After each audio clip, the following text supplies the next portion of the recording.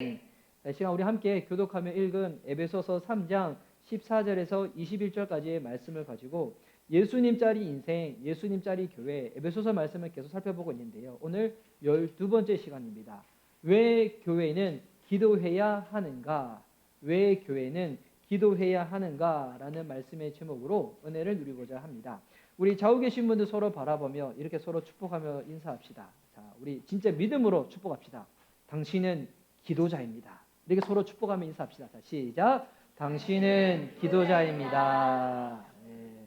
자, 하나님이 여러분을 또 저와 여러분을 또 이 시간 온라인 예배드리는 우리 사랑하는 성도님들을 하나님 나라를 위한 우리 기도자로 부르신 줄 믿습니다. 지금까지 저희가 에베소서 1장에서 3장까지 말씀을 쭉 나눴습니다.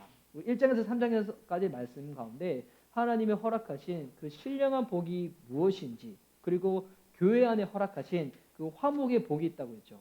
우리가 하나님과 원수지간이었는데, 본질상 진노의 자녀였는데 우리를 하나님과 화목하게 하셨고, 또한 화목된 자녀들은 모든 사람들과 더불어 화목할 수 있는 그 은혜를 누리게 되고, 그리고 지난주에 나눴던 에베소서 3장 말씀을 통해서 교회를 통하여 하나님이 허락하신 그리스도의 비밀이 있다고 했죠.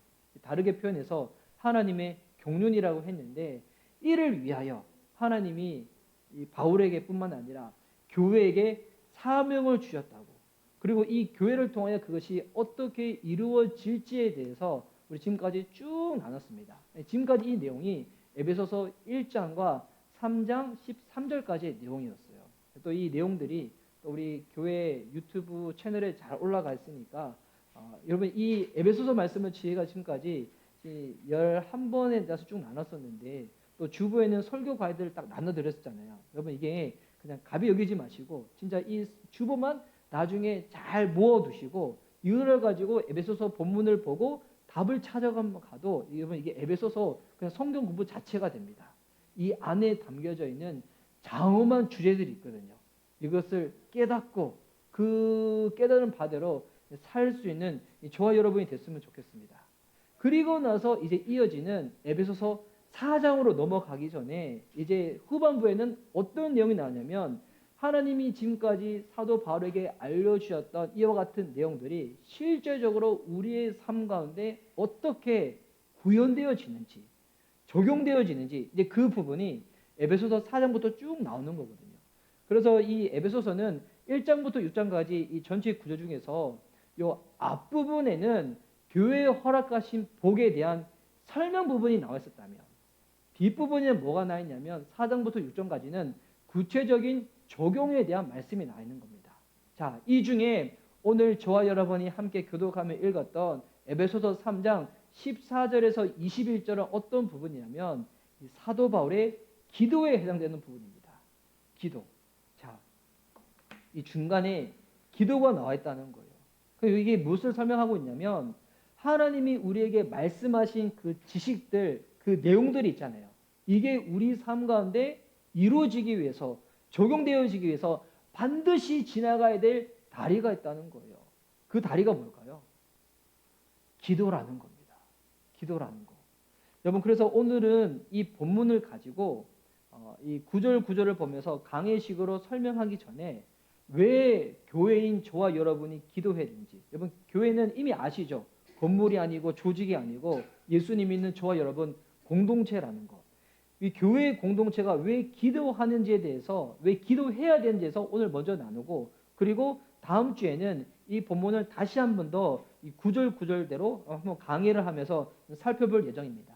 그래서 오늘은 본문 위주의 설교라기보다도 왜 교회가 기도를 해야 되는가라는 이 주제를 가지고 말씀을 나눌 거예요. 그런데 이 주제를 그냥 범위를 넓히는 것이 아니라 에베소서라는 이 주제로 좀 국한시켜서 교회와 기도, 이것으로 나누고자 합니다. 여러분, 교회인 저와 여러분은 왜 기도해야 될까요? 그래서 오늘 이것을 좀 4가지 주제로 나눌 건데, 먼저 이번 성경을 보면 교회를 크게 2가지로 설명하고 있어요. 성경에서 설명하고 있는 교회 크게 2가지가 뭘까요? 우리 교회, 남의 교회 이렇게 되는 걸까요? 동네 교회 아니면 동네 밖에 있는 교회, 요거 아니겠죠. 이게 좀 신학적으로 보면, 조직 신학적으로 보면 우주적 교회가 있고 지역 교회가 있는데, 근데 조직 신학적인 접근이 아니라 성서신학적인 접근. 성서신학이 뭐냐면 그냥 본문을 말씀을 그대로만 보는 거예요. 그대로만 보면 여러분 이 땅에는 두 가지 교회가 있는 거예요. 하늘에 있는 교회가 있고요. 지상에 있는 교회가 있는 거예요. 특별히 이게 잘 나와 있는 게 요한계시록이거든요. 요한계시를 보면 2장, 3장에 소아시아 지역에 있는 7교회에 대한 내용이 있습니다. 이건 어떤 교회입니까? 지상에 있는 교회죠. 근데 요한계시록 후반부에 가면 어떤 교회가 나옵니까? 하늘에 있는 교회가 나와요. 하늘에 있는 교회의 특징은 뭐냐면 눈물이 없고요. 사망이 없고요. 애통하는 것이나 곡하는 것이나 아픈 것이 없는 교회입니다. 이제 하늘에 있는 교회는 육신의 장막을 다 벗어버리고 우리 안에는 욕심이 완전히 사라진 가운데 완전한 영광 가운데 하나님을 대면하고 주님을 예배하는 교회. 불완전하지 않는 교회. 그 교회가 하늘에 있는 교회라는 겁니다. 반면에 지상에 있는 교회는 어떠합니까? 물론 이 지상에 있는 교회도 궁극적으로는 하나님의 영광에 도달하게 되지만 도달하기 그 전 과정에 여러분 어떻습니까? 여러분 이게 저와 여러분의 삶을 보면 돼요. 우리의 삶 어떻습니까? 늘 좋은 이야기, 행복한 이야기, 늘 뭐 완벽한 이야기, 완전한 그 같은 소식들만 있나요? 그렇지 않죠. 여러분 우리가 이 땅을 살아가는 동안에 현실적인 어려움이 있어요. 난관이 있어요. 예수님이 있는 그리스도인이긴 하지만 우리가 어떨 때는 이 육신의 한계에 부딪혀서 소리를 지르기도 하고 화를 내기도 하고 넘어지기도 하고 뭐 그런 가운데서 또 이 교회 공동체는 불완전한 사람들이 모이다 보니까 서로 관계 가운데 마음이 어려워지기도 하고 상처 주기도 하고 시험 들기도 하고 우리 교회는 아직 교회가 작아서 그럴 수도 있지만 여러분 이 교회의 사이즈와 상관없어요. 작은 교회 중에서도 여러분 이게 서로 부딪혀가지고 끼어지는 교회도 많이 봤어요. 우리 인간이 그렇다는 거예요. 상처 주고 시험 들고 관계에 어려움 겪고 그리스도인이 현실을 떠나서 살아가는 게 아니라는 거예요. 비그리스도인과 똑같은 일상을 살잖아요. 공부하고 시험 준비하고 자녀 교육 가운데 늘 애쓰고 배우자와 갈등도 만만치 아니하고 여러분 예수 믿는다고 해서 우리 삶 가운데 있는 모든 문제가 다 사라집니까? 그렇지 않습니다. 문제를 사라지기 위해서 예수님 믿는다. 제가 예언해 드릴게요. 완전히 실망하시게 될 거예요. 예수님 믿어도 우리 삶 가운데 또 다른 문제가 생긴다는 거예요. 예수님 믿으면 우리 삶 가운데 가치관이 달라지잖아요. 가치관이 달라지다 보니까 어떻게 되냐면 이전에는 문제였던 게 이제 지금은 문제가 아닌데 이전에는 문제가 아니었던 게 이제는 새롭게 우리 삶 가운데 문제가 되는 게 생기게 돼 있어요. 예수님 믿는다고 해서 문제가 사라지고 어려움이 사라지고 그렇지 않다는 겁니다. 여러분 그렇기 때문에 교회가 무엇을 해야 된다고요? 여러분 이게 교회가 기도해야 되는 첫 번째 이유라는 겁니다. 교회는 현실 속에서 살아가고 있다는 거예요. 현실 속에서 살아가고 있기 때문에 이 현실 가운데서 우리가 하나님께서 허락하신 믿음을 붙잡고 살아가기 위하여 꼭 해야 될 것이 뭐냐면 기도를 해야 된다는 것입니다. 우리 삶 가운데 어떨 때는 쉼도 필요하고 안식도 필요하지만 여러분 그것은 현실을 도피하기 위해서 쉼과 안식을 갖는 게 아니잖아요. 육신이 있다 보니까 잠시 동안의 이 쉼을 갖기 위해서 안식을 갖는 거잖아요. 저도 이렇게 소식을 전해드렸는데 한 달 동안 안식을 가지신다고. 한 달 동안 안식을 가지시는 게 뭐 이 세상으로부터 도피해가지고 아내로부터 자녀로부터 도피해가지고 혼자 살기 위해서 그거 아니잖아요. 잠깐 생각을 정리하고 앞으로 어떻게 주님 앞에 내가 살아가야 될지 그런 시간을 갖고 싶어서 그러신다고. 기도 제목 보니까 한 달 동안 주님 앞에 머물고 싶다고. 기도대로 이루어질 줄 믿습니다. 여러분 그래서 교회는 그 이유 때문에 기도해야 되는 거예요. 우리는 여전히도 지상의 교회는 현실 가운데 살아가기 때문에 여러분 그래서 교회는 공동체로서 서로의 아픔과 필요를 위해서도 기도해 줘야 되는 거고요. 우리가 이제 비그리스도인과 다른 가치관을 가지고 이 땅을 살아가잖아요. 그렇기에 그리스도인들만 나눌 수 있는 그런 이야기들이 있는 거예요. 그런 주제들이 있는 거예요. 이거는 현실적으로 예수님 안 믿는 사람들하고는 나눌 수 없는 이야기들이 있잖아요. 그래서 어떤 사람들은 예수님 믿는다고 하면서도 교회를 아주 가벼이 여기는 사람들이 있어요. 교회의 공동체 원들과의 만남과 교제를 정말 가볍게 여기는 사람들이 있어요. 저는 그런 사람들 보면서 저 어떤 생각하냐면 저 사람이 정말 거듭났나 거듭나지 못했나 이런 생각을 해볼 때가 있어요. 왜 그러냐면 정말 예수님 제대로 믿고 한번 살아가 보십시오. 이 땅에서 우리가 심적으로 겪는 고충들이 얼마나 많이 있습니까? 자녀 문제 하나만 하더라도 여러분 우리가 바라는 자녀는 그냥 수학 점수가 그냥 100점 맞는 거 이거를 원하는 게 아니잖아요. 어떻게 하면 우리 자녀들의 마음판이 성령께서 거할 수 있는 그와 같은 마음판이 될 수 있는가? 이것 놓고 우리가 고민하는 거잖아요. 청년들이 배우자 만날 때도 마찬가지입니다. 그냥 세수인 기준으로 만다고 하면 소개팅 열심히 하면 되잖아요. 근데 우리가 예수님 있는 자녀로서 우리가 누군가를 만나고자 할 때도 그것이 아니라 어떻게 하면 신앙 안에서 한 곳을 바라보며 함께 달려갈 수 있을까? 그런 배우자를 놓고 고민하다 보니까 여러분 이거를 어떻게 예수님 안 믿는 사람들과 나눌 수가 있겠어요? 돈 하나를 보더라도 우리는 쓰임새가 다른데 어떻게 이것을 밖의 사람들과 나눌 수가 있어요?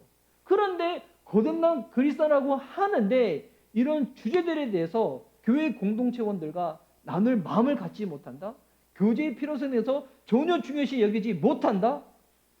이상한 거죠.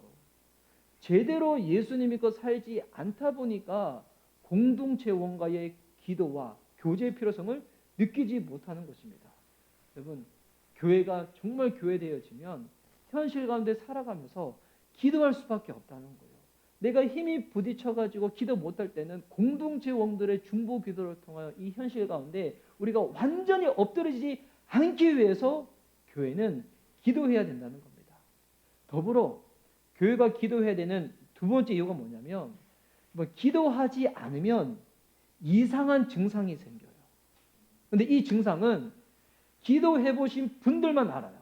기도해 보신 분들만. 제가 이렇게 답을 얘기하면 딱 해주세요. 왜냐하면 다 이렇게 드라마틱한 게 이제 효과가 이게 반감되니까. 여러분 기도하지 않으면 생기는 이상한 증상 아시나요? 기도해 보신 분들은 아는데 마음이 차가워져요. 마음이 식게 돼요. 기도해 본 사람들만 경험하는 겁니다. 기도해야지만 우리의 마음이 뜨거워지고요.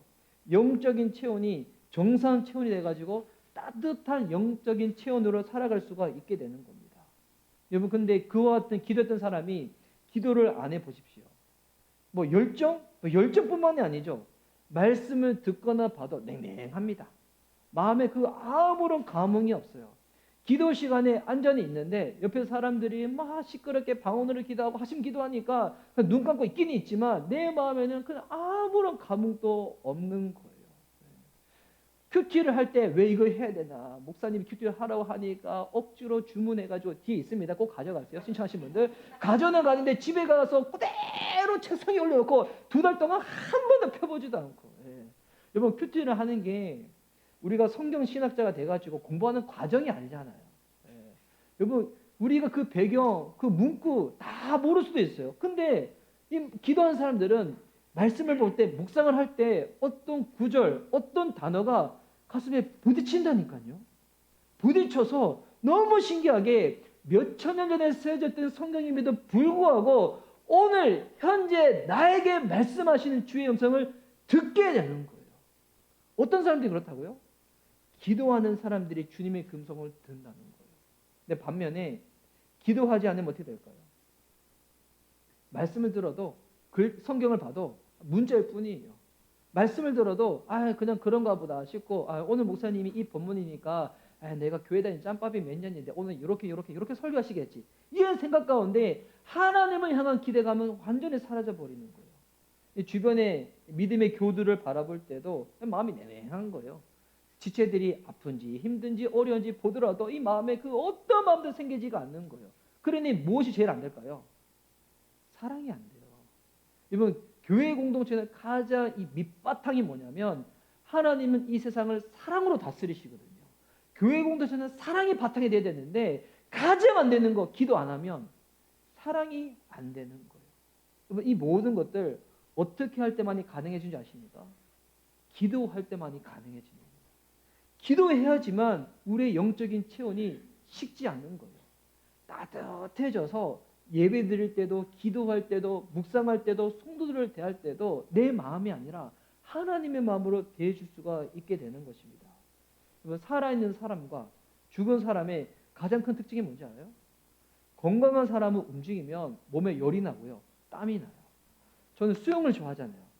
수영을 해도 여러분 땀이 나는 거 아세요? 물 속에 들어가 있는 건 모르지만 수영 열심히 하고 나서 딱 나오잖아요. 이 샤워를 딱 할 때 이 위에 이 수모를 딱 벗잖아요. 그러면 수모를 딱 벗는 순간 머리숱이 없네. 이게 그건 아니라 김이 모락모락 나요. 이거 진짜 열심히 수영하신 분들 알아요. 그래서 수영 열심히 하잖아요. 뜨거운 물로 샤워 안 해요. 찬물로 샤워하면서 김에서 연기가 확 올라와요. 저 같은 경우는 안 그래도 머리에 털도 없는데 머리에서 김이 확 나가지고 제가 그 사우나실을 완전히 이렇게 그 샤워실을 사우나실로 만들어 버리죠. 김이 확 나가지고. 여러분, 그래서 살아있는 사람의 특징, 움직이면 땀이 납니다. 여러분, 이게 영적으로 마찬가지예요. 이 살아있다는 증거예요. 기도하는 사람은 내가 죽지 않고 영적으로 살아있구나, 이거를 경험하게 되는 거예요. 저 군대 시절 때 너무 이게 군 생활이 답답하다 보니까 점호 끝나고 자기 전에 그 짧은 5분 동안 뭐 했냐면, 저 연변장을 나와가지고 제가 그냥 반바퀴를 열심히 뛰어다녔거든요. 심장이 뛰는 것을 경험하고 싶어가지고. 제가 그렇게 했더니 제 후임 또 뭐 하냐 싶어가지고, 나 이거 밤마다 내가 살아있는 거 내가 좀 이거 스스로 확인하고 싶어서 연변장 뛴다 해가지고, 그때는 뭐 20대 초반에 젊으니까 정말 열심히 확 뛰어요. 제가 달리기 잘 섰거든요. 확 뛰어오면 심장이 막 벌렁벌렁해요. 이 상태에서 그냥 잠을 자요. 왜 그런가? 내가 그래도 호흡하고 있구나, 살아있구나, 이걸 경험하고 싶어가지고. 근데 그리스도인에게 여러분 그런 시간이 뭔지 아십니까? 기도 시간이에요. 기도해야지 내가 살아있는 것을 느낄 수가 있는 것입니다. 이게 여러분 지식과 정보를 안다고만 해서 살아내지는 게 아니잖아요. 어떤 분들은 나는 성품적으로 온유하고 차분하고 우리 집안은 1대째, 2대째, 3대째 집안이어서 저는 뭐 특별한 뜨겁게 기도 안 하더라도 그냥 온유한 건데 잘 살아낼 수가 있습니다, 라고 하시는 분들이 있어요. 근데 여러분, 그거랑 하나님께 기도하여서 주님이 나의 성품을 거듭나게 하시는 거하고는 완전히 달라요. 선천적으로 그런 사람들도 여러분 계속 스트레스 받아보세요. 누군가 계속 쿡쿡 찔러보세요. 소리 지릅니다. 화를 냅니다. 어젯밤에 저의 모습처럼. 그래서 제가 아침에 그 예배당 오기 전에 저희 첫째 딸한테 제가 먼저 사제 이야기를 했거든요. 어제 아빠가 스트레스를 받아가지고 소리를 버럭 질렀다고. 아직까지 기도가 부족한, 내 자아가 늘 십자가 앞에서 죽었음을 늘 여기지 못하는 믿음이 부족한 이상한 목사. 여러분, 이 우리의 모습이 이와 같다는 거예요. 제가 지금 신학교를 다시금 다니고 있잖아요. 신학교 다니면서 제가 늘 고민하는 게 있어요. 언제 휴학을 해버릴까? 늘 고민하고 있는데, 그런데 새 학기를 시작할 때마다 늘 깨닫는 거는, 우와, 이거 몰랐으면 어떻게 할 뻔했나. 그걸 늘 깨달아요. 와, 그래서 공부를 해야 되는구나. 계속 신학교 공부를 해야 되는구나. 그걸 느끼는데, 근데 그러면서 더 느끼는 게 있어요. 아무리 공부를 통해서 새로운 지식을 받는다고 할지라도 여러분, 지식만으로는 안 된다는 것입니다. 왜? 지식이 기도를 대체하지 못하거든요.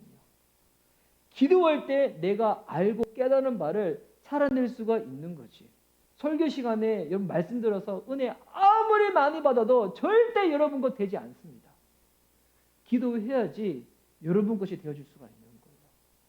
교회가 왜 기도해야 되는가?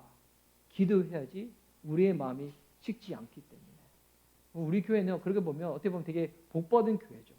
지난주도 제가 세가지 성경을 갔다 오고 나니까 이미 여기서 막 이렇게 난리가 났더군요. 뭐 서로 기도한다고. 지난주는 어떻게 형제님 따로 자매님 따로 막 서로 기도한다고. 그러니까 우리 교회는 소망이 있는 교회입니다. 그냥 내버려둬도 알아서 기도하는 교회. 근데 형제님들은 위험할 수가 있어요. 내버려두면 자전거만 탈 수 있거든요. 그럴 때는 저나 김정 목사님을 계속 짱박아 나가지고 자전거만 타지 못하도록, 자전거를 타더라도 기도하고 타고, 자전거 타는 동안에도 묵상하며 타고, 끝나고 난 다음에도 기도하면서 자전거를 마무리하고. 여러분, 기도해야지 우리의 마음이 식지 않는다는 거. 이게 두 번째 이유입니다. 그러면 세 번째 이유는 무엇인가? 이거는 우리 지난주와 지지난주 에베소서 3장 이 앞부분을 살펴보면서 사도 바울이 그리스도 예수 안에서 하나님이 깨닫게 하신 것을 그가 나누었거든요. 그게 뭐냐면, 하나님은 유대인들만 구원시키는 것이 아니라 이방인들도 하나님의 구원 계획 가운데 포함되어 있었구나. 이거를 깨달은 거예요. 그래서 이방인들도 주님께서 구원을 시키는데 누구를 통하여 구원이 이루어진다고요? 교회를 통하여 이방인들 구원이 이루어진다는 겁니다. 이거를 두 글자로 뭐라고 했습니까? 네, 선교. 이방인 선교가 이루어진다는 겁니다. 훌륭한 아내분과 함께 살고 계시네요. 축복받았습니다. 여러분, 그래서 이를 위하여 사도 바울은 복음의 사명자로 부름을 받았다는 거잖아요. 근데 바울만 복음 사명자로 부름받은 것이 아니라 예수를 믿고 있는 저와 여러분도 복음 사명자로 부름받았다고 지난주에 그렇게 나눈 거예요.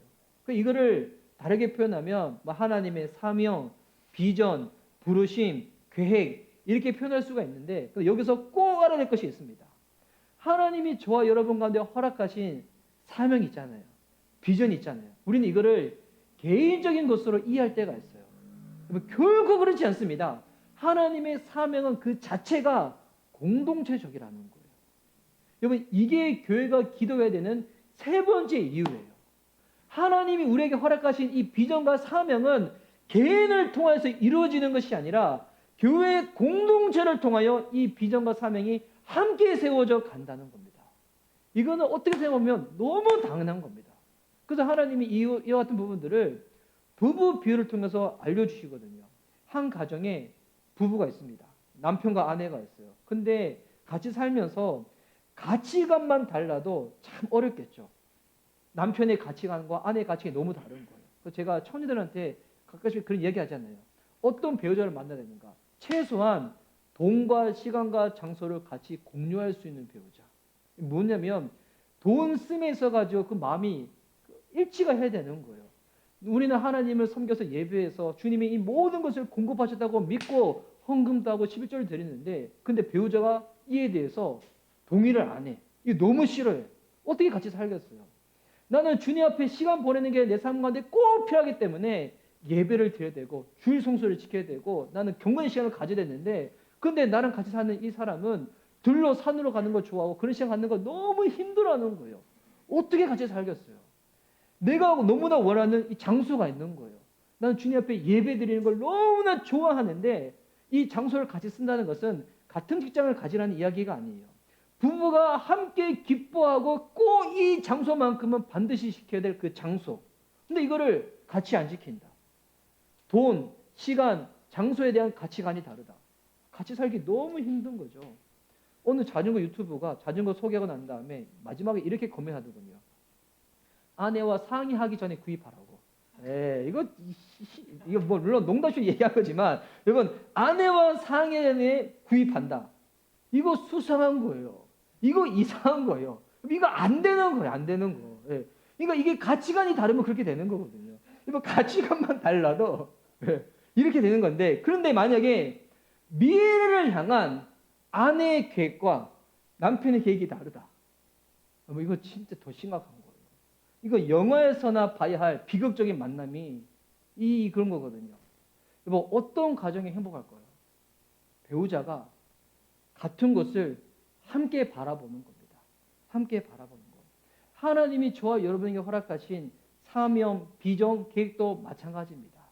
구체적으로 방법과 전략은 상에 따라 달라질 수 있겠지만 궁극적인 사명, 계획은 큰 틀 안에서 함께 바라보며 함께 만들어져 가야 한다는 것입니다. 여러분 주님이 우리 교회 가운데 허락하신 사명들이 있을 거예요. 이것이 여러분 시간이 지나면 지나갈수록 더 구체화되겠죠. 저도 완벽하게 다 몰라요. 그냥 주님이 그때그때마다 알려주시죠.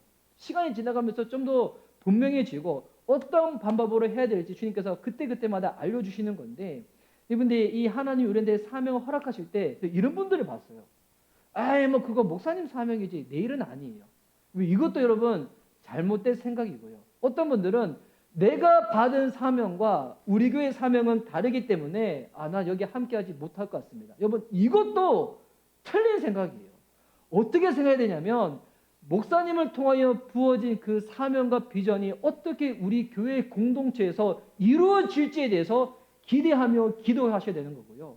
내게 허락되어진 사명이 있는데 근데 지금 교회가 나가는 방향과 다르다고 한다면 내게 부음받은 이 마음이 어떻게 교회 가운데서 공유되어지고 나누어지고 이루어질지 이에 대해서 기대하며 기도를 해야 된다는 거예요.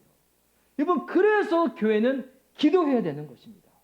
기도해야지만 이 사명이 개인에게만 머물러 있는 것이 아니라 공동체적으로 공유가 되어지고요. 공동체적으로 이루어질 수가 있다는 것입니다. 그 지난 목요일 그 청년 모임에 참석하고 난 다음에 이후에 이제 거기서 이제 버스킹 예배랑 뭐 서울시청 광장 집회를 뭐 이렇게 나누는 모임을 할 때 저는 이렇게 잘 모르니까 그냥 참석해서 그냥 배운다는 생각으로 참석을 했었거든요.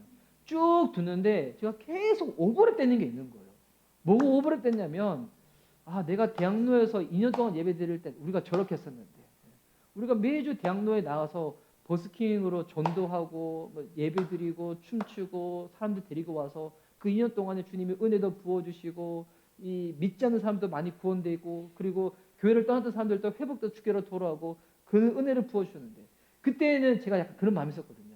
어떻게 이런 예배를 대학로에서만 들을까? 나중에 우리가 홍대로도 가고 강남으로도 가고 건대로도 가고 이런 예배가 계속 그냥 생겼으면 얼마나 좋을까? 라는 생각을 그때는 잠시 했었었죠. 근데 보니까 그렇게 하는 단체들이 있더군요. 조금 모양은 다르고 조금 분위기는 다르지만. 근데 이제 그거 보면 그 생각 드는 거예요. 만약 그것이 주님께서 우리 교회 공동체 가운데 허락하신 거라면 언젠가는 주님이 그와 같은 부분들도 이루어 주시겠지. 여러분, 이 모든 것들을 우리 가운데에 부으시고 우리를 통하여 이루시는 분이 하나님이시기 때문에 교회는 뭐 해야 된다고요? 공동체가 함께 기도를 해야 된다는 것입니다. 기도할 때 여러분 받을 거예요.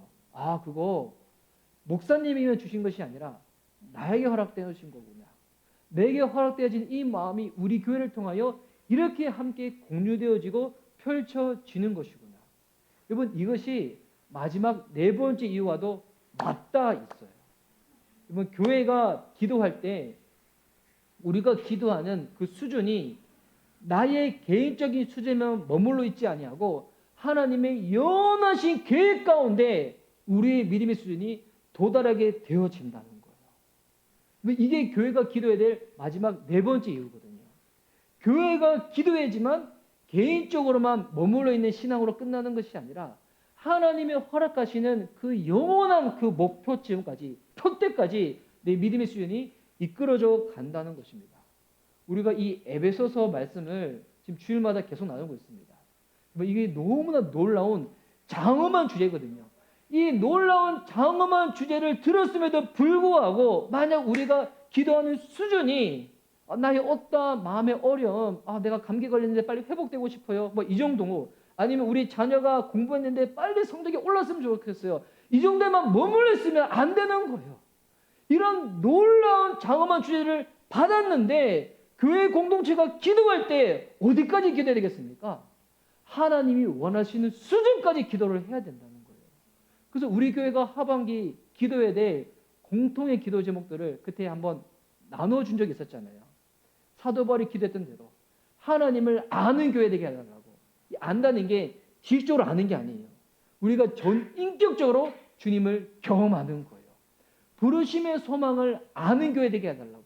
하나님이 우리에게 허락하신 이 부르심이 나의 바쁜 일상의 삶에 치여서 후순위로 계속 밀려서 소망도 아니고 그냥 옵션이고 그냥 액세서리고 이게 아니라 이 부르심 자체가 내 삶 가운데 가장 큰 기쁨이고 우선순위고 중심이고 소망이 되도록 기도하라는 겁니다.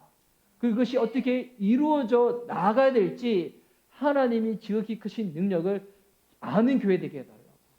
그리고 마지막으로 예수 그리스도 안에 담겨져 있는 이 놀라운 영광과 축복과 능력을 우리가 충만히 누리고 이것을 흘려보내는 교회 되게 해달라고. 여러분, 이거를 왜 우리가 기도하냐면, 근데 이게 혼자 기도하라고 하면 잘 기도를 못해요.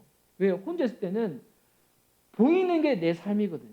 보이는 게 무너지는 내 마음이고, 보이는 게 내 마음에서 그냥 바쁜 일상이고, 뭐 게으른 내 성품이고 이거거든요. 근데 같이 모여서 기도할 때 주님이 공동체적으로 부으시는 주님의 그 은혜가 있는 거예요.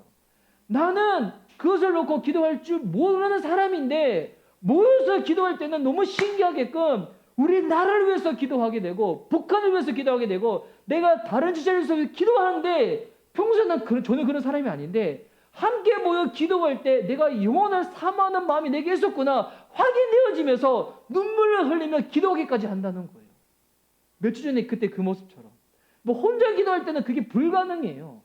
같이 교회가 공동체적으로 기도할 때만의 그 은혜, 그 임재를 경험할 수가 있다는 겁니다.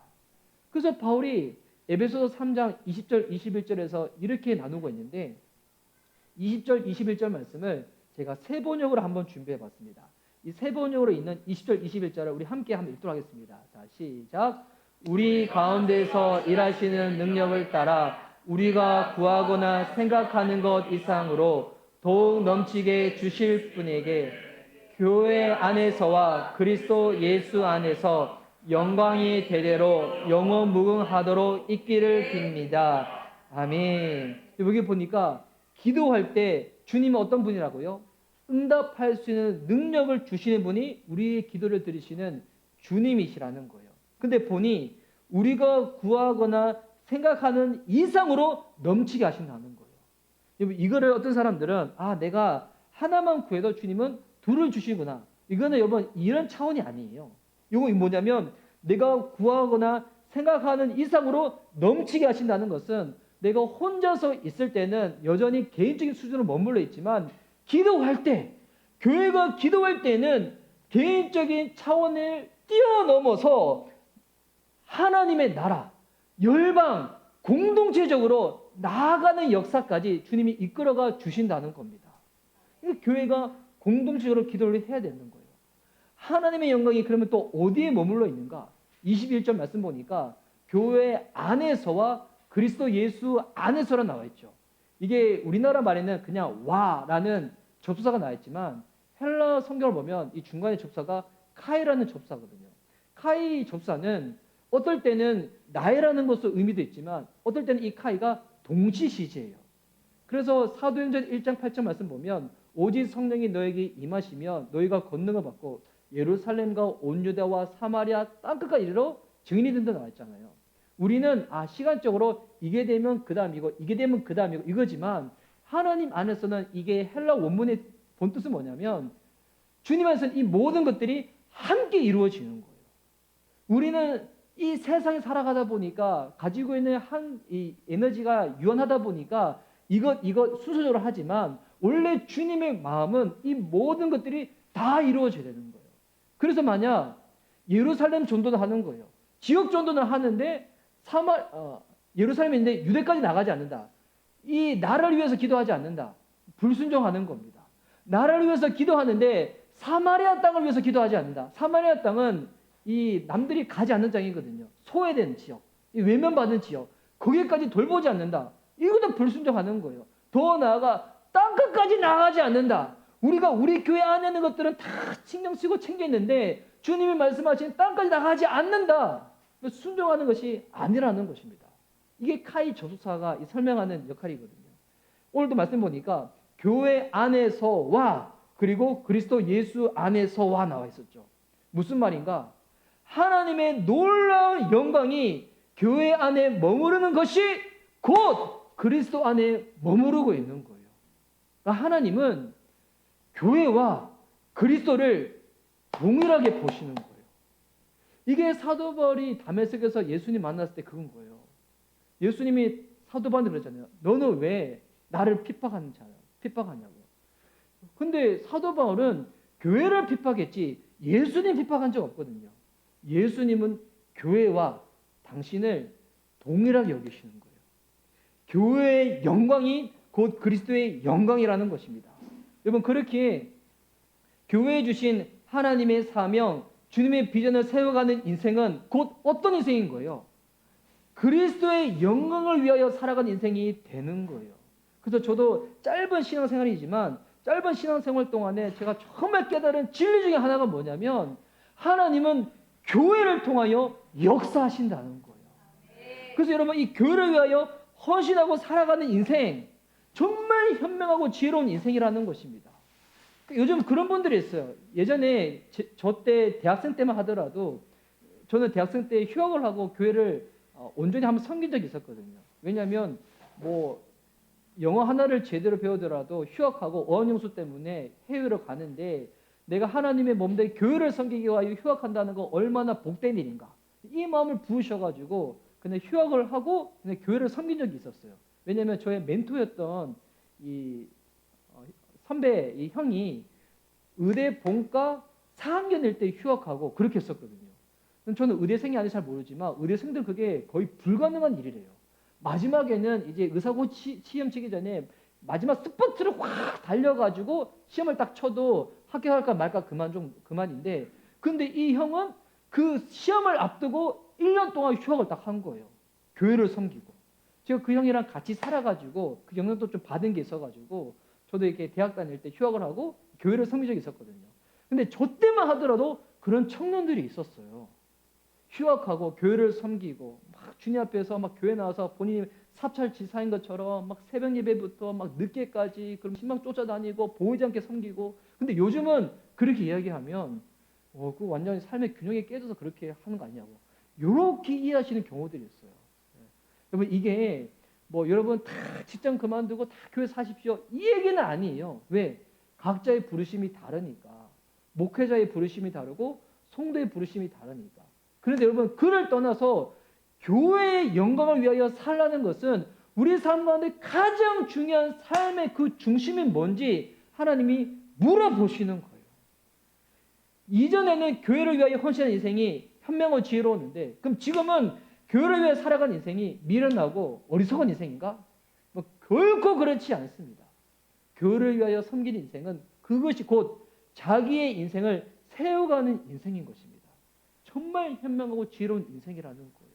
여러분 저는 우리 미션 리바이벌 교회 성도님들이 물론 일주일 내내 교회만 살아라 이건 아니지만 교회가 여러분 삶 가운데 너무나 중요한 중심이 됐으면 좋겠습니다.